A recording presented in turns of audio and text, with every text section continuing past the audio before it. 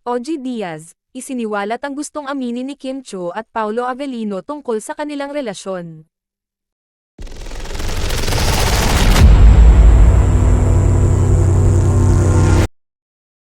Isiniwalat ng talent manager at showbiz insider na si OG Diaz sa kamakailang episode ng kanyang showbiz-oriented vlog na tila may gustong aminin sina Paolo Avellino at Kim Chiu patungkol sa totoong estado ng kanilang relasyon. Tila hindi na napigilan ni OG Diaz na magsiwalat ng impormasyon patungkol sa kasalukuyang estado ng relasyon ni Kim Chiu at Paolo Avellino na gusto umanong aminin sa kanya ng dalawa. Hindi naman lingid sa kaalaman ng lahat, na ilang buwan na ring lamang ng mga usap-usapan sa ilang mga social media platforms ang isyu ng pagkakamabutihan ni Kim Chiu at Paolo Avellino. Samantala, sa kamakailang episode ng OG Diaz Showbiz Update, kabilang sa kanilang mga napag-usapan ang totoong relasyon ni Paolo Avellino at Kim Chiu.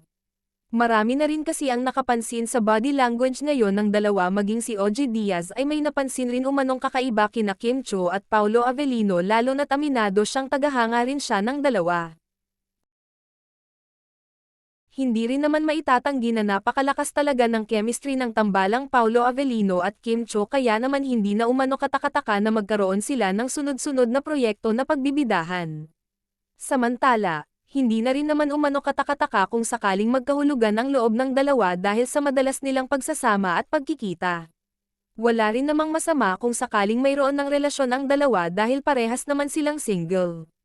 Kaya naman, hindi na umano katakataka kung isang araw ay aamin sina Paolo Avellino at Kim Chiu sa kanilang relasyon.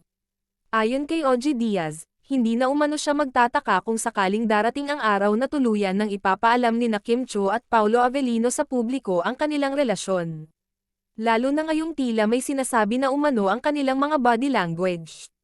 Kahit hindi umano nila amini sa publiko ay halata nang nagkakamabutihan ang dalawa. Dagdag pa ni OG Diaz na tila gusto nang umamin ni Kim Chiu, subalit nagpipigil lamang ito dahil masyado pa umanong maaga kung isa sa publiko na nila ito ngayon. Subalit, ayon kay OG Diaz, kahit hindi aminin ni Kim Chiu at Paolo Avellino ay marunong naman umanong makiramdam ang kanilang mga fans sa kung ano na ang estado ng kanilang relasyon, lalo na't makikita naman sa kanilang mga ikilos.